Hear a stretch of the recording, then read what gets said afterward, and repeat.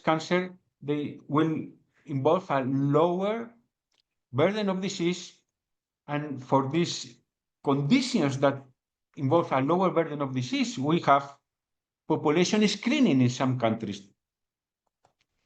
Okay, so how is this possible? We have dialysis, we have transplantation. How is this possible that chronic disease is still a cause of death? So in many parts of the world, these techniques are not available, but even where they are available, these are the outcomes. So here we see expected remaining years of life for different ages, and the gray circles is general population. So if you are a man, young man on dialysis, your life expectancy is 36 years less than in the general population. If transplanted, 20 years less. For young women, it is 44 years less, and if transplanted, 22 years shorter life expectancy. So we should do anything we can to prevent individuals from reaching this end-stage kidney failure, need for kidney replacement therapy. And this means that we have to change the way we approach chronic kidney disease. And there are two steps. First, acknowledge the obvious. And George Orwell said, to see what is in front of one's nose needs a constant struggle. So what's in front of nephrologists' noses? Well, I think it's the fact that advancing age is the most important risk factor for kidney failure. I'm talking now kidney failure, not CKD. So for example, in Greece, that there are no barriers to access for kidney replacement therapy. If you are in your 30s, you have 7-fold higher incidence rate of kidney failure. If you are in your 60s, 30-fold higher. If you are in your 70s, 100-fold higher. And if you are in your 80s, 200-fold higher. So I think this is just in front of our noses. And oncologists, they have recognized this obvious fact. Advancing age is the main risk factor for cancer. You can see here the incidence of cancer according to age. Yes, there are other risk factors that should also be taken into account. Yes, we cannot change age, but association with age has consequences. For example, universal cancer screening programs based on age. So we can see here how the incidence of kidney replacement therapy and cancer are very much overlapping over the lifespan. Okay, so in Spain, scientific societies, nephrology, primary care, we have acknowledged this, and CKD screening is recommended from age 60 onwards, which is a much larger population than people having hypertension, diabetes, or other risk factors. And the approach, I think, should be the holistic. So kidney disease does not occur individually, so we need a holistic approach for cardiovascular kidney metabolic disease screening. And the European Renal Association has proposed this ABCD approach. So in order to correctly assess the risk of metabolic conditions of cardiovascular disease, we follow the European Society of Cardiology prevention guidelines that say that you have to know whether the individual has CKD, so you need to assess albuminuria and estimated glomerular filtration rate, and these are at the very same level as blood pressure, cholesterol, or glycemia, diabetes mellitus. So we should aim at incorporating the A for albuminuria into cardiovascular risk screening, into a holistic approach to tackle cardiovascular kidney metabolic conditions. And when to perform screening. So one possibility is to tie CKD screening to cancer screening programs in those countries that have it. For example, in Spain, when you are 50 to 69 years old, you receive a letter from your physician encouraging you to collect a piece of stool to assess blood in stool. So taking exactly the same effort and using the same program and channels, we could additionally take a urine sample to assess albuminuria that may allow to detect chronic disease at very early stages. When should these screening programs take place? Well, it depends on the local conditions. For example, Aguascalientes, Mexico, they have a very high prevalence of kidney replacement therapy in the young, 10 to 30 years old. which is related to a very high incidence of kidney replacement therapy due mainly to focal segmental glomerulosclerosis of unknown cause of proteinuria kidney disease. In these circumstances, screening for albuminuria at very young ages may identify the people with early CKD and also at risk of CKD.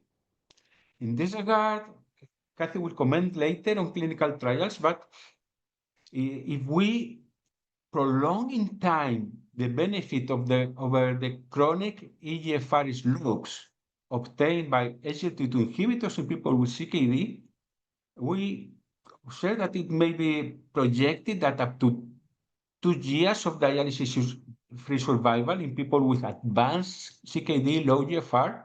But if you start therapy with normal kidney function, you may delay the onset of kidney failure by up to 27 years if the benefit observed for 2 to 3 years is maintained over time. But how do you know that these people with normal kidney function had chronic kidney disease in this particular clinical trial? Well, they had high albuminuria levels. So they were only identified as having chronic kidney disease because someone tested for albuminuria when kidney function was normal. In this regard, with a perfectly normal kidney function, you may have up to 100 tickets for the lottery of requiring dialysis during your lifetime if you have high albuminuria. So anyone not knowing their albuminuria levels, they may already have these 100 tickets for the lottery of dialysis and not knowing and not being treated. Okay, second step, beyond early detection of chronic disease is prevention. And now I want to play a game, which is called Who is Missing? So please pay attention to this game. Please pay much attention. It's not an easy game, and we need that the attendees pay attention to try to uncover who or what is missing. So this is a traffic light, and this is the traffic light concept across the cardiovascular kidney metabolic spectrum. The orange color means action should be taken now. For example, braking in a traffic light. So for the obesity, we have overweight, we have an orange traffic light that says that action should be taken. We have prediabetes and diabetes. We have high blood pressure and hypertension. We have pre-heart failure and heart failure. And we have optimal and CKD. What's missing? What's missing? Well, we have like a gaping big black hole here between health and CKD, which is not the case for other conditions in the CKM spectrum. So what does a pre-disease mean? It's a wake-up call. It will facilitate people implementing lifestyle measures that, by the way, we should all be having implemented beforehand since we are young. But just in case we forgot about lifestyle, if you are overweight, have prediabetes, high blood pressure, pre-heart failure, now it's the time to implement them. However, additionally, guidelines and regulatory authorities suggest or recommend that some medication may be taken when you are overweight to prevent cardiovascular disease events, when you have prediabetes to prevent diabetes, when you have high blood pressure, some guidelines recommend systolic blood pressure targets below 120. There are drugs to prevent heart failure and clinical trials are ongoing, but on the nephrology side, we just wait until things get worse, residual risk is higher, and outcomes are poorer to take action. As an example of what other people are doing who have been successful in decreasing death rates, well, these are the 2023 European Society of Cardiology guidelines for the treatment of heart failure. And in their guidelines for treatment, they have recommendations for prevention of heart failure. So when people have type 2 diabetes and chronic kidney disease, they should be taken SGLT2 inhibitors and finerenone, not to prevent CKD progression, which is the reason we nephrologists may be using it, but to prevent the onset of heart failure. Okay, so what about CKD? We have here the KDIGO heat map based on decreasing glomerular filtration rate, increasing albuminuria, and you see here the green cells says screened. So no specific action taken for management of the condition. Not action recommended to prevent. We wait until CKD has already developed to treat it after it has developed. So let's try to understand this a little bit further. We have represented here the natural history of CKD, so glomerular filtration rate goes down, albuminuria goes up, and at some point, one or both of them cross the threshold to diagnose chronic disease. So at this point, this guy here, which is roughly my age, goes to the doctor, and the doctor has just looked at the labs, and she says, "Hello, good morning, Mr. Alberto. We have good news and bad news for you. Which one would you want first?" Well, let's have the good news first, please. Well, the good news is that, sir, you have 53 tickets for the lottery for ending up on dialysis. You see here, GFR just under 60, albuminuria over 30, 53 tickets. Well, I wasn't expecting this. Okay, what are the bad news then? Well, sir, the bad news is that you will get dialysis if you are lucky, because you also have 3 tickets for the lottery of premature death. You see here, 3.4 tickets. This is even worse. But how is this possible if I come here every year and you never told me there was any issue with my kidneys? Well, and there was not. You were on the green cells, you see, that you don't have chronic disease, no measure, no active measure taken to prevent, because we just screen you year after year. And well, is this really true? Was he on a green cell last year? Well, officially, yes, in this summary table, which is the one presented in the guidelines. But when you look at the evidence gathered to produce the guidelines, when you look at the no CKD people over here, if you have slightly decreased GFR, slightly high albuminuria, but not to the point of being diagnosed of chronic disease, you already have over 5 tickets for the lottery of ending up on dialysis. And within this subgroup here, we can hypothesize that there are people at lower risk and at even higher risk. So what we would not want to do in the future is to identify these very high risk people, ideally defining a condition which we may call pre-CKD, that first allows individuals to take action from the lifestyle point of view, and then allows the medical community to design and develop clinical trials aimed at preventing chronic disease onset, as there are trials aimed at preventing heart failure onset. Okay, could we have changed the course of his history? And I'm pretty sympathetic with the guy because he, as I said before, he's my age. Well, there is evidence that this may be so. We have here represented the relative risk of disease progression in people who participated in the type 2 diabetes mellitus cardiovascular outcomes trials, some of them, and people on CKD trials. So some people on the CVOT did not have CKD, or they had mild, moderate, or severe CKD, and of course, people in the CKD trial had CKD. But you see, the relative risk of progression is roughly 40 to 50% less on people randomized to SGLT2 inhibitors, even for those who did not have CKD at the start. And when you actually look at the absolute risk, you see that from the relative risk, we may think that the results are the same at any baseline risk or severity of disease. But when we look at absolute residual risk on SGLT2 inhibitors, the best outcomes are obtained when you actually start earlier, and the earlier you can start is when CKD has not yet been diagnosed. So we would call this prevention. when you don't have CKD, you decrease by 50% the risk of actually developing CKD. And when we look at the chronic EGFR slopes in the very same setting, we see again residual risk on SGLT2 inhibitors. When you already have CKD, you never get back to the baseline risk of a progression of around -1 ml per min per year, which is what physiology books say that we lose when we age.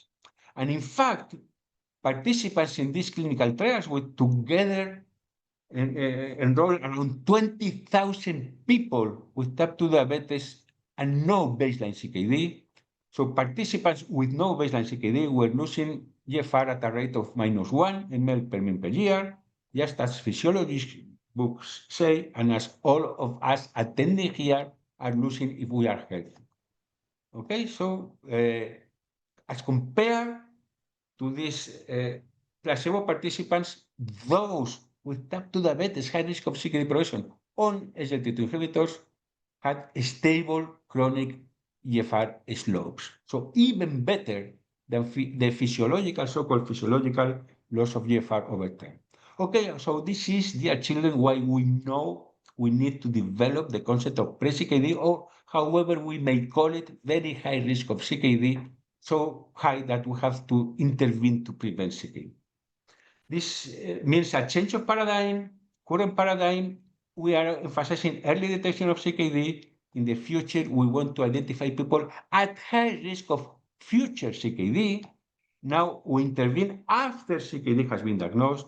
In the future, we may intervene before CKD has been diagnosed if there is a high risk to prevent CKD development so as to maintain kidney health.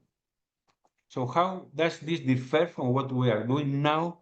Well, people with a standard risk of CKD, for example, 30-year-old, no family history, living in a high-income country, we currently do not do anything to try to understand whether this person has a high risk of CKD. So in the future, we may be screening for risk of CKD, regardless of the known obvious risk because age. Then we have people at high risk of CKD, and for them, we may decide on treating for CKD. So the current standard is, if there is a condition, you treat the condition, but for example, you treat type 2 diabetes mellitus with anti-diabetic drugs, independently on whether they have actually been shown to prevent CKD.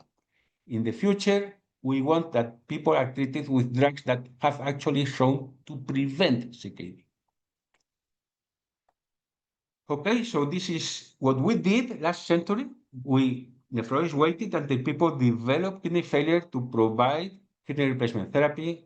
Now, 21st century, we are diagnosing and treating CKD with the aim of preventing kidney failure. So this would be called secondary prevention, so trying to slow the progression of CKD. But I hope that within the next 5 years, we develop the prevent CKD concept, primary prevention of CKD, identify people at very high risk, and intervene so as to maintain kidney health. Thank you very much for your attention, and now I will stop sharing. Thank you very much, Dr. Ortiz, and I would like to encourage the audience, please, I just want to reiterate the message in the chat, to please provide your comments and questions in the Q&A, and we'll open it up for discussion to the audience following Dr. Tuttle's talk. So with that, Dr. Tuttle. Thank you very much. So Dr. Nicholas and Dr. Ortiz have already introduced the concept and our vision for maintaining kidney health and preventing CKD. And I'll take you a little deeper into some of the strategies that we can envision to accomplish this goal.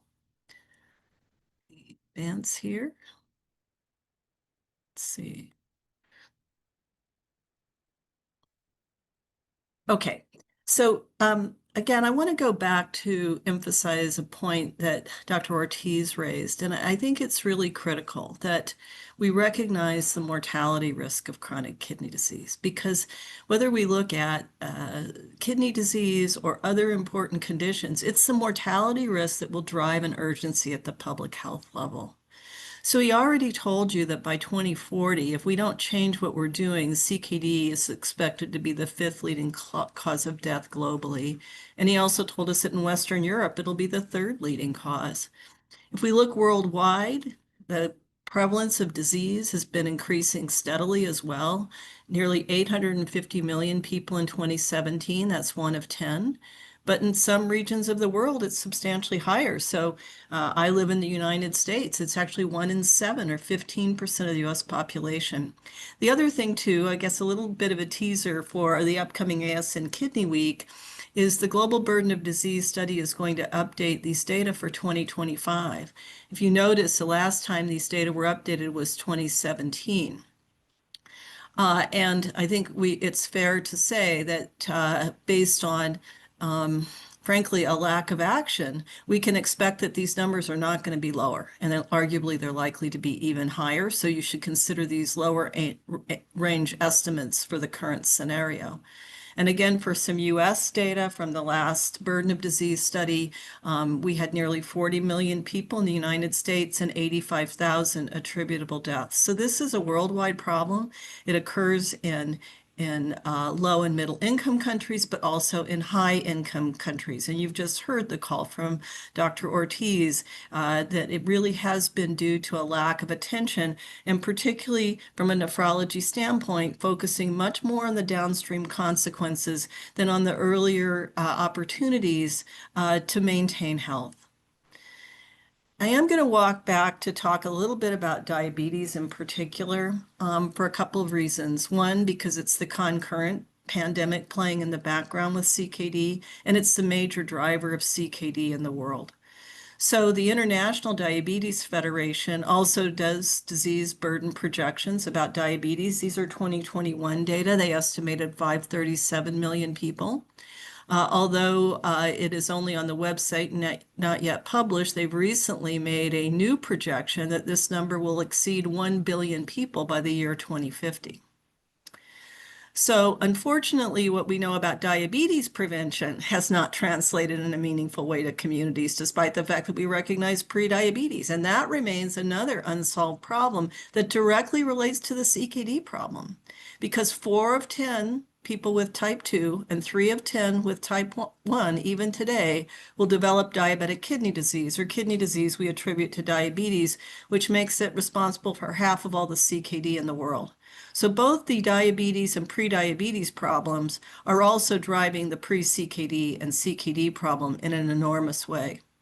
And again, you've heard about our obsession with progression to kidney failure, which of course is a very important outcome.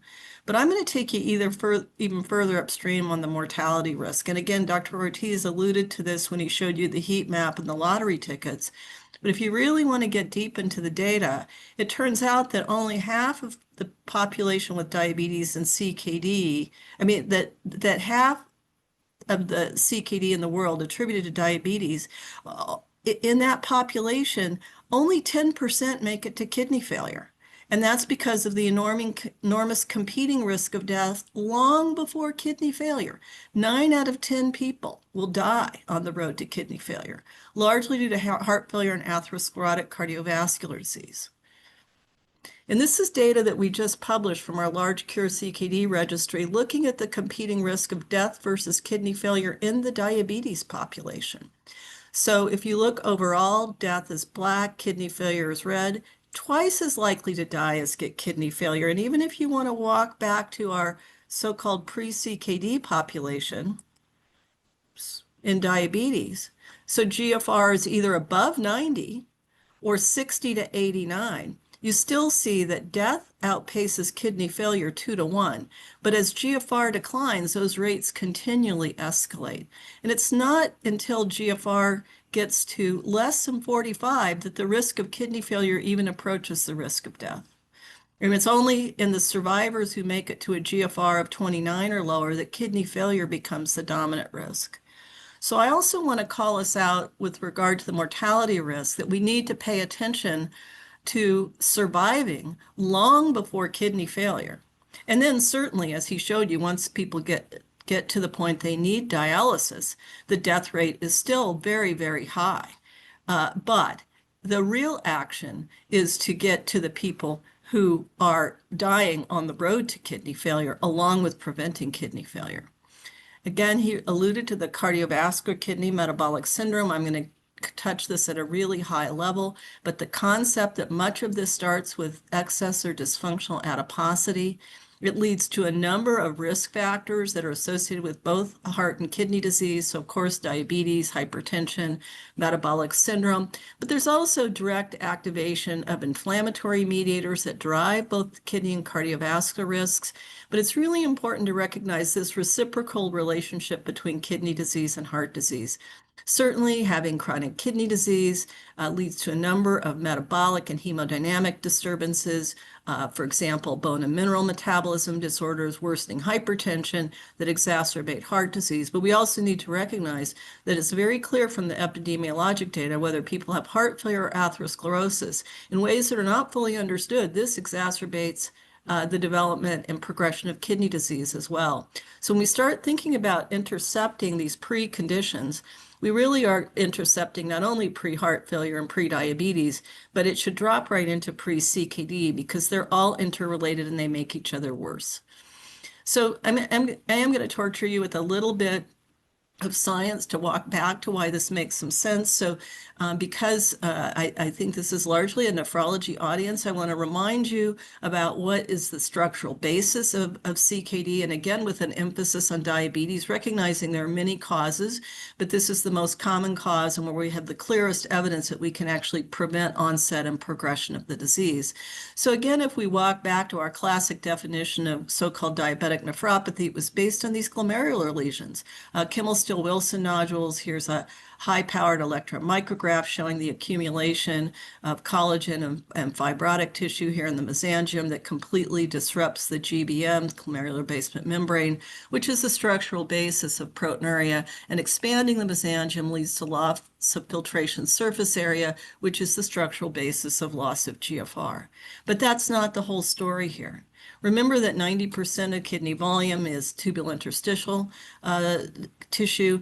And if we look here at a normal tubulointerstitium with nice tubules back to back and little material in between, we see in contradistinction in diabetes, there's an enormous tubulointerstitial disruption as well. And it's fibrosis, the pink stuff, but it's also inflammation. The purple dots are macrophages and lymphocytes. And then finally, remember that it's also a vascular disease because it usually travels with hypertension. Here's a thickened arteriole. So the opportunity to prevent this really has also got to be multifactorial. So we need treatments that not only address the inciting factors, but treatments that are going to prevent these multiple structural abnormalities. So now back to a conceptual framework. Again, I've used diabetes as a paradigm of a condition that we can identify that's a clear entry point into the development of CKD. But it's also clear that diabetes rarely travels alone. It travels along with many other risk factors for CKD. Diets, particularly high-protein diets, meat-based diets, obesity, hypertension, ApoL1 genotype variants in people of African ancestry, and other genetic variants that we're rapidly uncovering. And then we know from biopsy studies, such as in the Kidney Precision Medicine Project, or BEAT-DKD, that even in protocol kidney biopsies where expert clinicians have said this is diabetic kidney disease, in half the cases it's something else or something else mixed with diabetes. So we rarely actually see a pure single disease as the driver. But the good news is that whether people drop in through metabolic disturbances, hemodynamic disturbances, or some direct activation of inflammation and fibrosis, such as in glomerular disease, they drop into this final box at the bottom. These things funnel into feed-forward cycles that perpetuate inflammation and fibrosis, all of which conspire to the onset of kidney damage and its progression. And the reason I'm taking a few minutes to talk about this is I think this is going to dial into exactly what we need to do for prevention and think of it multidimensionally. It's not just one thing. So again, the box at the bottom, because by the time CKD is diagnosed, and arguably I would say even by the time we recognize the risk, these pathways are already activated, which is exactly why conventional risk factor control, such as treating hyperglycemia or simply treating hypertension, has been largely ineffective at preventing CKD onset or progression. So if we want to walk back to what we can do about it and inciting factors, why don't we look at the data on type 1 diabetes and glycemic control? So these people came into the study largely without kidney disease, although there was a secondary prevention cohort. Most of them did not have kidney disease at baseline.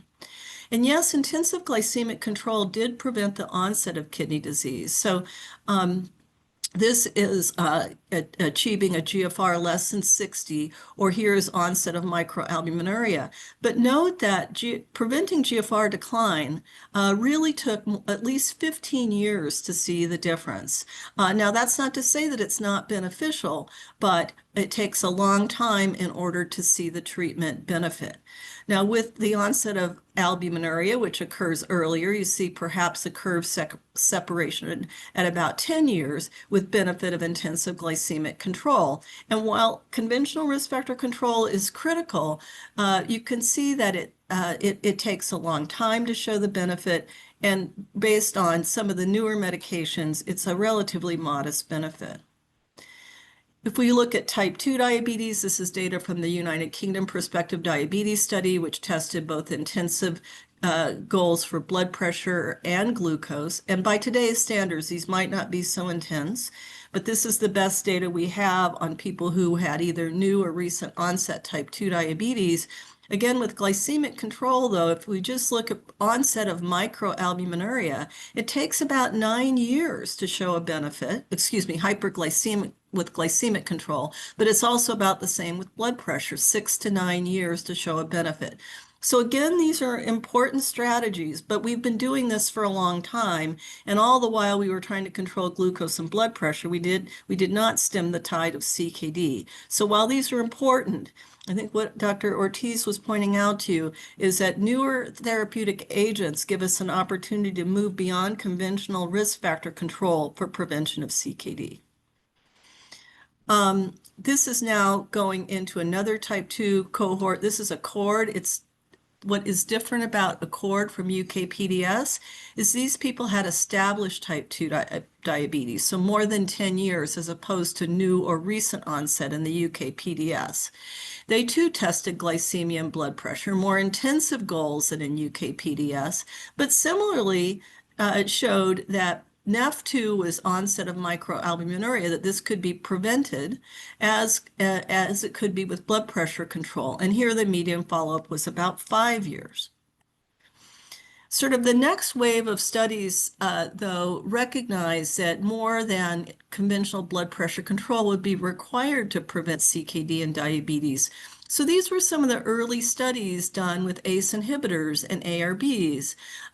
So if we go back to the RAIN trial, there was a control group where they used verapamil, where there was really no difference from placebo in terms of microalbuminuria onset in type 2 diabetes. But when they gave the ACE inhibitor trendolapril, they actually showed a benefit on preventing albuminuria, showing that in the type 2 diabetes population with hypertension, because remember it rarely travels alone, that an ACE inhibitor beyond conventional blood pressure control would add additional benefit on reducing the onset of CKD marked by albuminuria. And this was further emphasized in this trial, the roadmap trial, which used which used olmesartan, and ARB showed the same thing. Now, I want to acknowledge that this trial was troubled by the fact that there was also an excess of cardiovascular events and deaths in the olmesartan arm, which led to some dampening of the enthusiasm around this trial. But with that caveat, I think it's fair to say that there is evidence that in people with type 2 diabetes and hypertension, again, as Dr. Ortiz pointed out, a high-risk population, that beyond blood pressure control, use of ACE or ARBs can prevent the onset of albuminuria, which would be the earlier sign of CKD. But the world really changed with the SGLT2 inhibitors.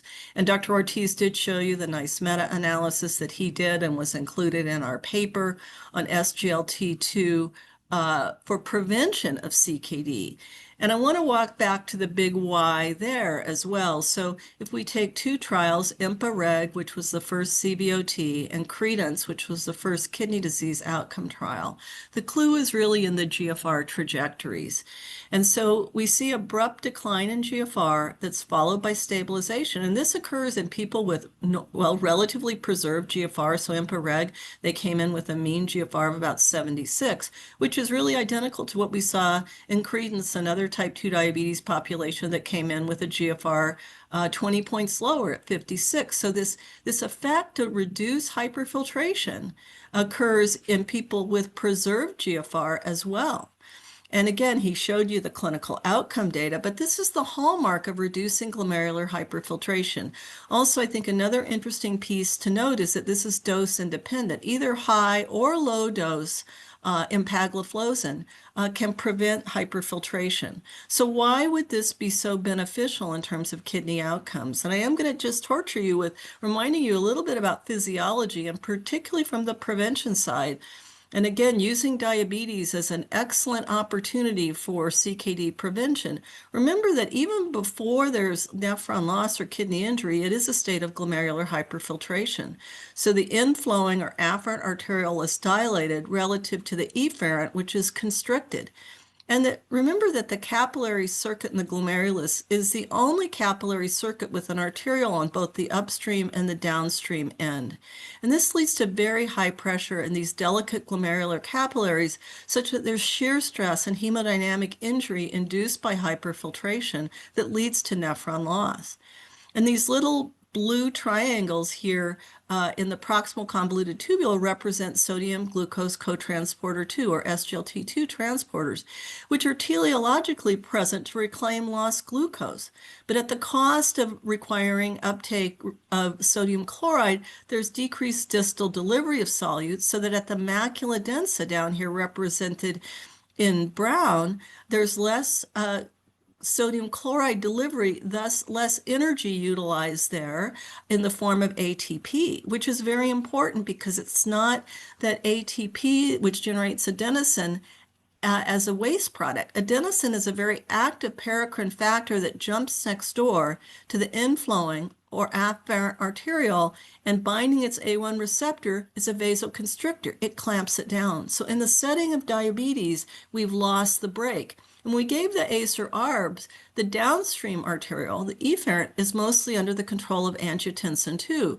So that little bit of hyperfiltration had been addressed and was represented by some benefit on preserving kidney structure and function with ACE or ARBs. But when we give an SGLT2 inhibitor, shown in the nephron on the right, we block glucose reabsorption along with sodium chloride reabsorption upstream, so that downstream we restore distal delivery of solutes, reactivate the circuit, so-called tubuloglomerular feedback, and put the brake on the inflowing or afferent arteriole. So we get the job done with hyperfiltration. We had left unfettered hyperperfusion unattended.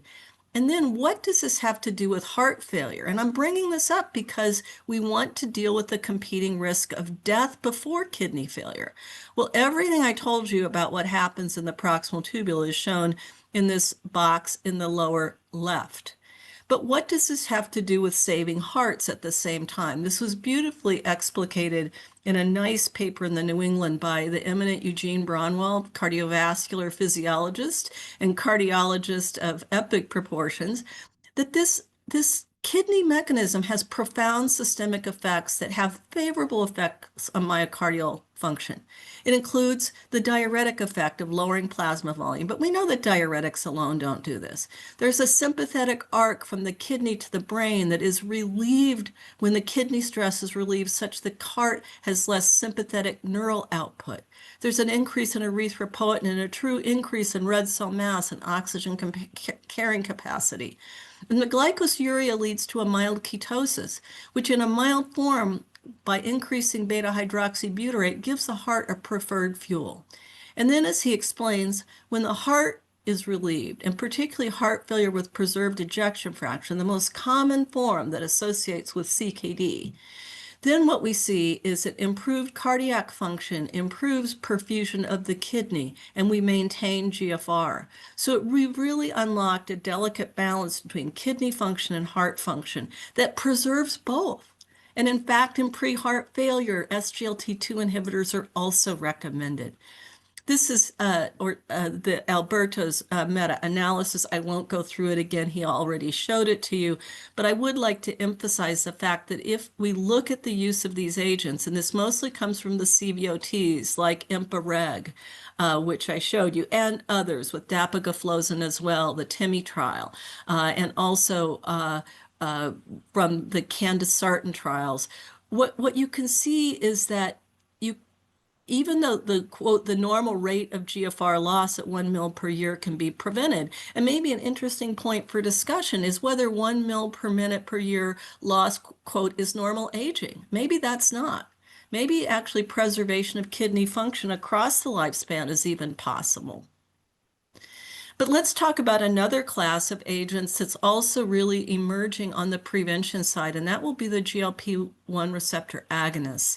And while they're currently, receiving a great deal of attention as, quote, weight loss drugs, remember that we originally imagined them as diabetes treatments. And they were studied in the cardiovascular outcome trials for the same reasons the SGLT2 inhibitors were, and that was to prove cardiovascular safety after they were approved for glycemia. And remember that almost none of these patients had CKD. They were selected for cardiovascular risk, and the highest proportion that I've found with CKD in these trials is 22%. So this is largely a primary prevention cohort. And what you see is that prevention of GFR decline or albuminuria, even in these studies, is reduced by over 20%. If you take the albuminuria outcome, it's slightly attenuated. But remember, in these trials that only went on average 2 years, in a population with type 2 diabetes, most of whom don't have CKD, there aren't a lot of GFR events. So it's more possible to show an albuminuria effect, but we still shouldn't minimize the effect on GFR loss. Oops, okay. So what I'd like to show you here is further data on preservation of GFR from the CVOTs of semaglutide. So these are from the SUSTAIN-6 and PIONEER-6 studies. And if you look at the subgroup with low GFR, there were about 20% or about 1,600 who got in. You can see clearly that semaglutide stabilizes GFR, whereas in the placebo group, there's progressive decline, more than 1 ml per minute per year. That's because in this group, it's easier to show a treatment difference where there's more GFR loss. And look at the time frame here, it's just 1.5 years.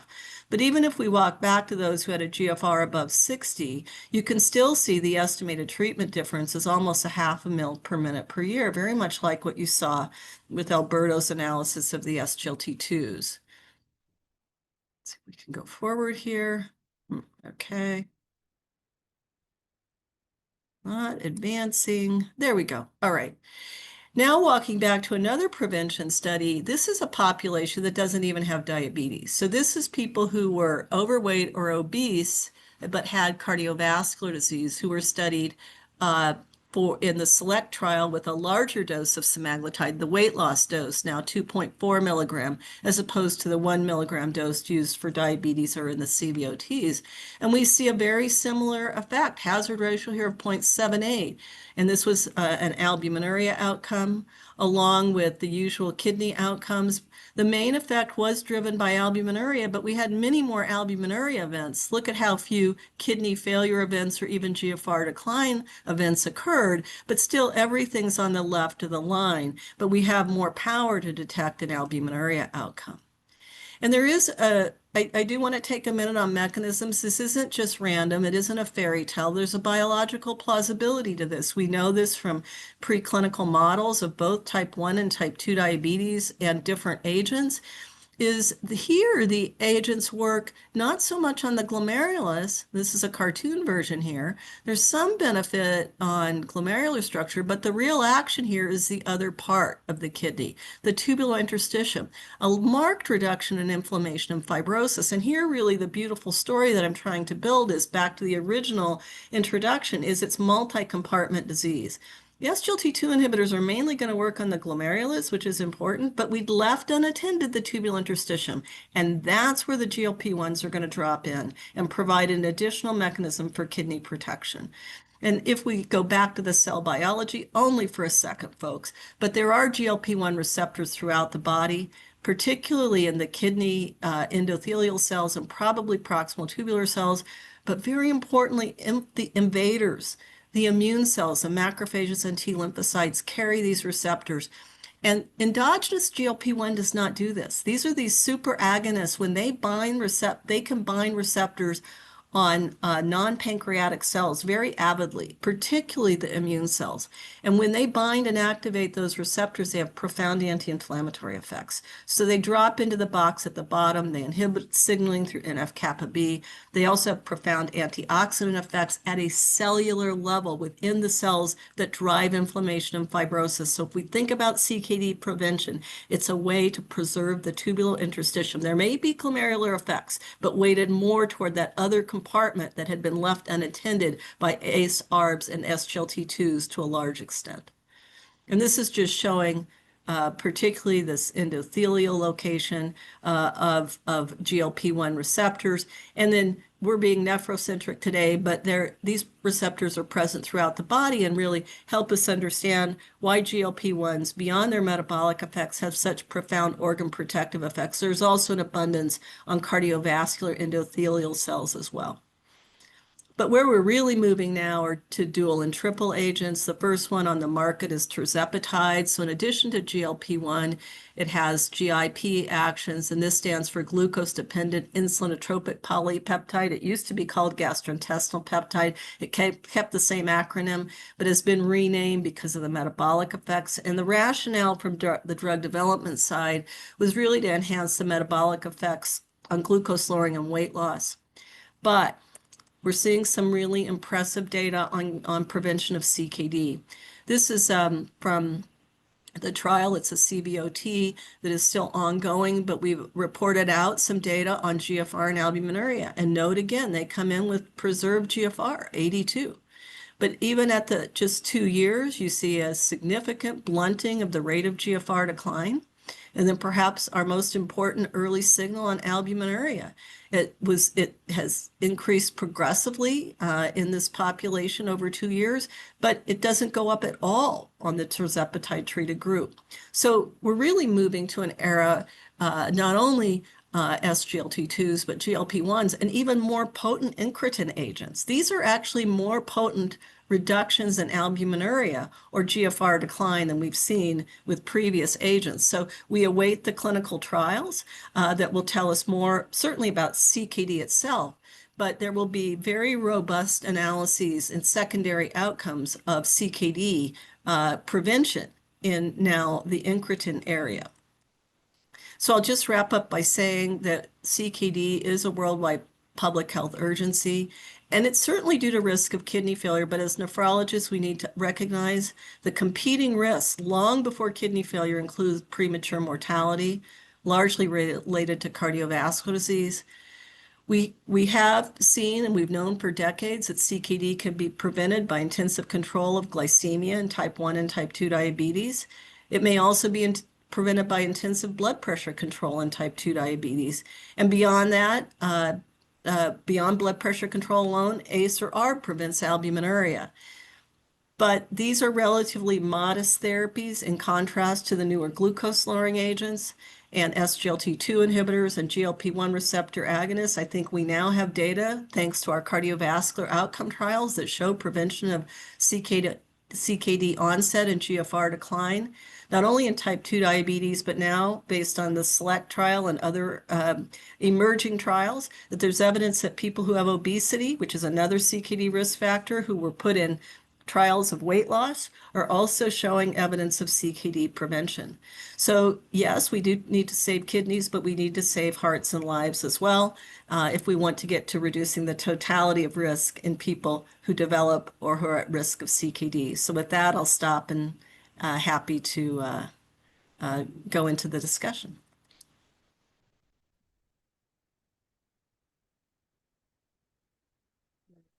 Very stimulating discussions on this topic of maintaining kidney health.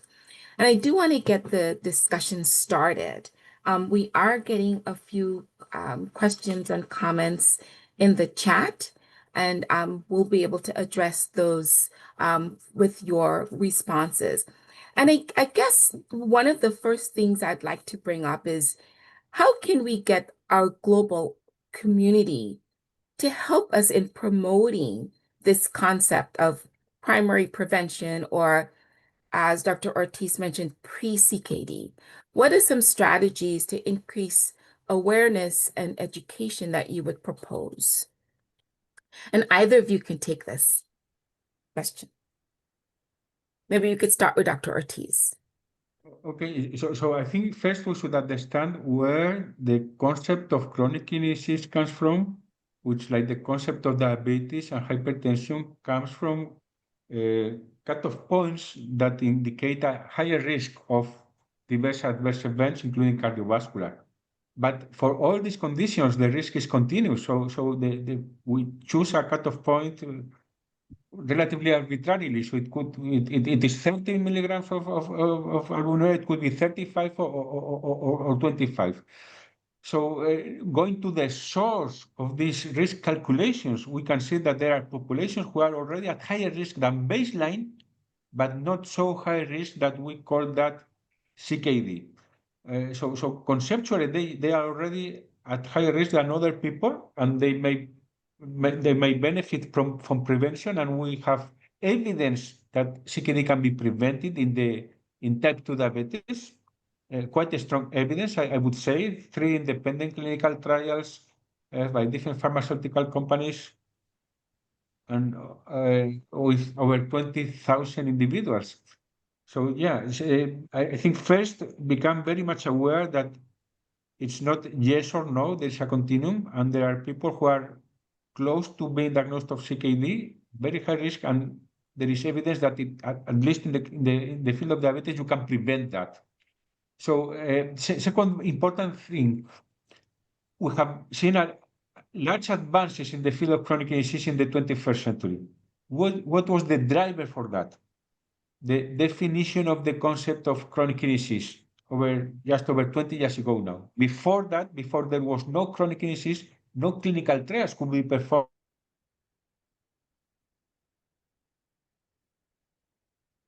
And Very you know, good. Go ahead, Dr. Tuttle. I think that one of the things that Dr. Ortiz showed that was really important was contrasting CKD screening to cancer screenings that we accept as being important, clinically useful, cost-effective. And you know, what drives the motivation to do the cancer screening is we recognize that those forms of cancer, if not identified early and treated properly, are likely to be fatal.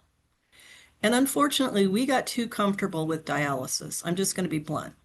And we thought we were saving lives by putting people on dialysis. First off, he showed you we're not, really, maybe for a short period of time. But I'm going to walk back to pre-diabetes and pre-CKD. If we look at what happens to, you know the mortality data from Cure CKD very well, Dr. Nicholas, too. You're an author on that paper. Once GFR starts to decline, the risk of death escalates far beyond the risk of kidney failure. And if we now can come up out of our dialysis bubble and say development of CKD is a highly fatal condition, it kills 90% of people with diabetes before they ever get to your dialysis unit.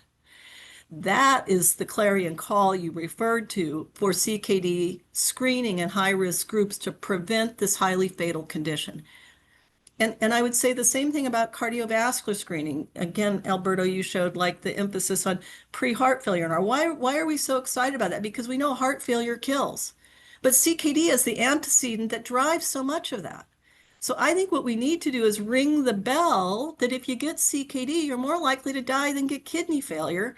And along with other highly fatal conditions that should be prioritized because we have treatments to save kidneys, hearts, and lives. And we just showed you the kidney data. If you want to look at the mortality data in the SGLT2s and the GLP-1 trials, most of the deaths are in the people with low who get GFR decline, and they have the prevention of mortality is at least as large or larger in the people who start losing GFR. So kidney disease kills. That is the message. That's what will get it on the public health agenda from my perspective. And then you can't get dead people don't get kidney failure. And then among the living, we don't want them to have kidney failure and all those other problems. But you first have to get people alive. So that's, if I could say, shout anything from the rooftops to the World Health Organization and every country in this world, is that CKD kills. But the good news is we have treatments that save kidneys, hearts, and lives.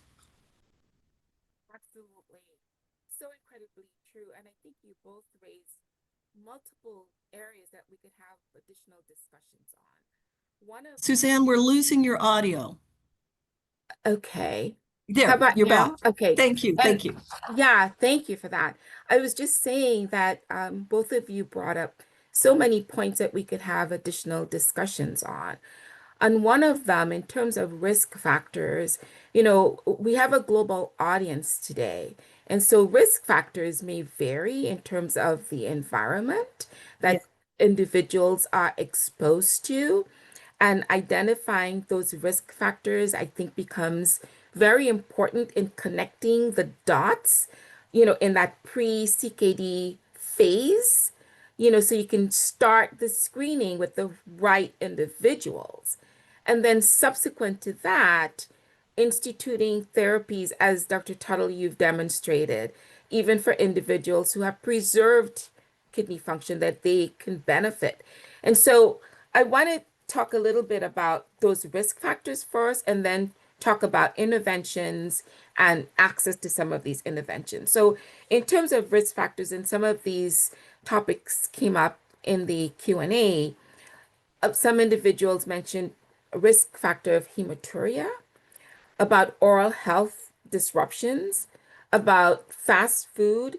But I would add one more, which really hasn't come up, and that's hyperfiltration.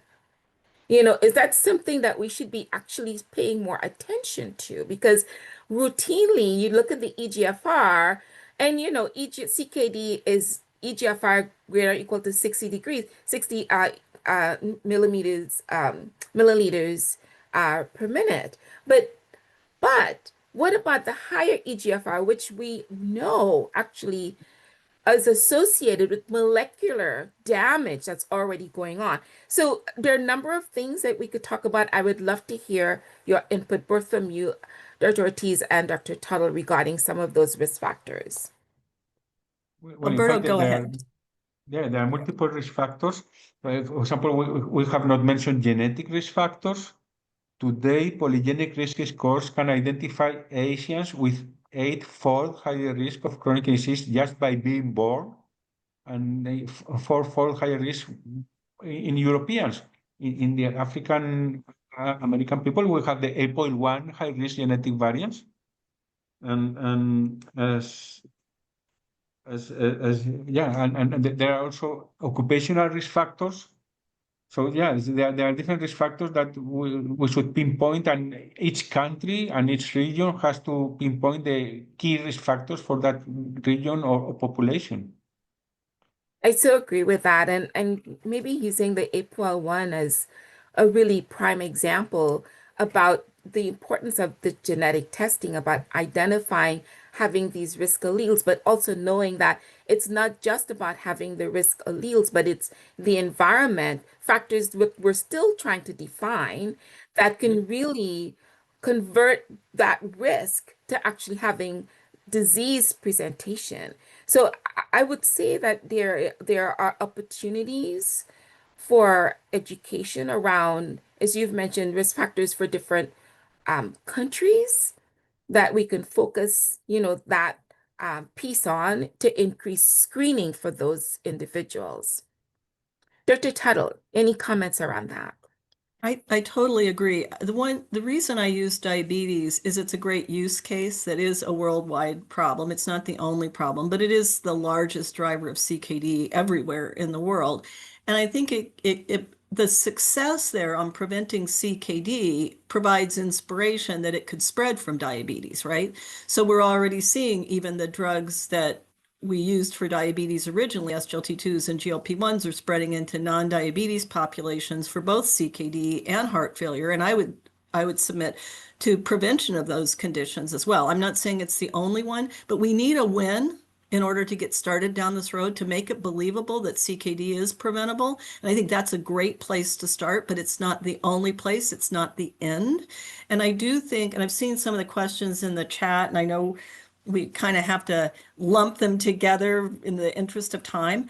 But I do think that that's where local and regional priorities and customization is important. I will submit, though, that I think in, virtually every region in the world, people with diabetes, people with hypertension, people with family history of kidney disease, people with history of cardiovascular disease, and then Alberto added age over 60, that those are all high-risk populations, no matter where you live, that should be screened. And then it's add more, right? There may be areas where there's a concentration of ancestry or genetics that would suggest that, perhaps there should be certain genetic screenings, as you've pointed out, like for APOL1 and people of African ancestry. And then in areas where there's CKDU, thinking about at least from the perspective of that region, where are the hot spots? Those are probably regional areas that you may want to screen more broadly. But at least diabetes gives us the first win that tells us it's possible and will inspire people to take it further. And we needed that win. The other thing, too, that I'll add on ancestry, which I think is really important, is you can't tell how somebody looks. Ancestry can be a lot of different things, and I would make the case, like if we take ApoL1, and I'm interested in your thoughts, Dr. Nicholas, on this. We know, it's an accelerator of many forms of CKD, but perhaps the one that's most prominent is FSGS. Should everybody with FSGS be screened for ApoL1? I've wondered that privately because, ancestry is a lot of different things, and you can't tell how somebody looks. What's your thought about that? I think that's an excellent question, and it really opens the door not just for FSGS, but certainly for sickle cell disease and others as well that are associated with APOL1 risk alleles. And we do want to think about identifying those individual diseases and tracking backwards because of the potential to pass those on to the next generation, and also when it comes to kidney transplantation and recurrence of diseases. So I think it's a very important question, and we should be, contemplating about why testing. I think there's also been a concern about, when we do why testing, it's really why targeted testing. And that's really the important point. Genetic testing may not be available everywhere. So that becomes a concern. And when we talk about access, we also have to think about access to medications, and who should be responsible for writing those prescriptions. Obviously, we should all take part in actually initiating that discussion, etc. But one other point that I think encompasses both of these is about not just the specific country, but as you've mentioned, Dr. Ortiz, it's across the lifespan. And you talked about the Aguascalientes, Mexico study that goes back to about age 10. So what age group? We want to include the pediatric age group because we routinely forget about them, but they're clearly very important. At what age group should we actually start thinking about the screening for chronic kidney disease? And I love your ABCD approach, DE approach. Yeah, well, in Japan they have this urine screening at age, I believe it's 3, 5, and then later. So they are diagnosing chronic kidney disease in children much earlier than in other countries. And perhaps regarding hematuria, it's the reason why they have these very nice results with amygdalectomy that is not seen somewhere else, because they diagnose such early stages of the disease. Absolutely. Can I bring up another important pediatric Please. population, and that's the group with type 1 diabetes. And, you know, the traditional approach from KDIGO, as well as the American Diabetes Association and the EASD, or the European Association for the Study of Diabetes, is that we should start screening them, people with type 1 diabetes, at 5 years. But again, from our Cure CKD registry, another paper that, again, full disclosure, Susanne and I are co-authors on, we looked at the prevalence of CKD in adolescents, 12 to 17 years old, with type 1 diabetes, and it was already 11%. And in the general US population, the prevalence of CKD in that 12 to 17-year-old group is only 0.3%. Think about that. That's a 30-fold increased risk of CKD in teen years of type 1 diabetes. And that was irrespective of duration. So, I mean, if you want to go to another pediatric population who largely don't get screened, it's teens with at least type 1. And there's already data on type 2. So, you know, even young people, if they have diabetes, either type 1 or type 2, they have an enormously increased risk of CKD. And it wasn't just albuminuria, it was also low GFR.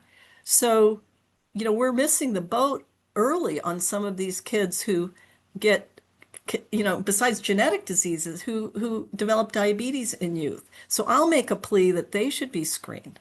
I mean, talk about life lost and years of productive life. And then I would also like to address the point of access, and I know we're going to wrap up. We lost you again. Lean Okay, forward. Sorry about that. So I'd also like to address the topic about access. I know we're going to wrap up in another 3 or 4 minutes. So maybe talk about access. There was a question in the Q&A about, there's a question in the Q&A about a poly pill of having an SGLT2 inhibitor with an angiotensin receptor blocker, or, you know, some combination thereof. What are your thoughts on this? Well, we need the clinical trials, but initially it's a good idea, and it may be used like in low resource settings where testing may even be more complex or even expensive than treating. Well, and I think, you know, it's in the clinical trial phase now, but there are several clinical trials that are moving in that direction with combination therapy with an SGLT2, for example, with an aldosterone synthase inhibitor, that, if assuming success, that they would market as a poly pill, or at least two pills, like ASI, or aldosterone synthase inhibition with SGLT2. And also the GLP-1s are going oral, and there are trials now that are going to combine an oral GLP-1 with an SGLT2. So I think we're moving in that direction, but it still doesn't completely solve the access issue, because they'll be expensive, right? They'll be new. But, you know, we have to also take the long view, which is, I remember when losartan was expensive, and we got through that. and so there will be these phases, but, you know, for the long game, you know, like Alberto and I both talked about, when you're talking about beyond 2030, you know, a lot of these things that are expensive now are going to be generic. And I know we have an international audience, but, you know, in many parts of the world, like in India, SGLT2 inhibitors have been generic for a while. I heard recently there's a GLP-1. And so it's always going to be an issue, but that'll be a moving target. And I'm optimistic that prices will go down, but then there are other issues too. It's education, it's policy, it's systems in place to deliver the care, because the other thing we need to acknowledge as well with regard to access is, especially when you get beyond SGLT2s, and we're talking GLP-1s and finerenone or other aldosterone ways of blocking aldosterone, it gets complicated. And there's lab monitoring and blood pressure and volume. And I think nephrologists need to own this. I think it is the opportunity for our specialty be relevant beyond dialysis, is the management of complex medication regimens whether on the prevention or the treatment side, is going to require expertise that other specialties don't have. But that's an opportunity to be relevant again. I so agree with you. And I think, I'm definitely on the bandwagon of us as nephrologists owning this. We know the mechanisms of action of these therapies better than anyone. And as you have been very nicely been able to demonstrate that connection between what is happening in the kidneys and the link to cardiovascular disease. And I think that by really increasing our education and awareness about that, it promotes the use of these therapies that have this dual, triple effect around saving kidneys, hearts, and lives. I would like to end maybe with a final question to both of you around challenges that we need to address. Again, with this long view, what about the use of AI, for example, that could potentially facilitate some of this? What are your thoughts? And then we'll wrap things up. Dr. Ortiz, why don't you take that first? Yes. No, I agree. So AI allows to integrate multiple data into one single number that conveys risk. So if you cannot provide like a universal screening for albuminuria, which by the way, it's extremely cheap. It's at least in our environment, it's 30 cents. So it's much cheaper than any other screening that is ongoing. Well, you can use AI to select population at very much higher risk a priori to decrease the number of testing you are doing. Wonderful. Dr. Tuttle, final words.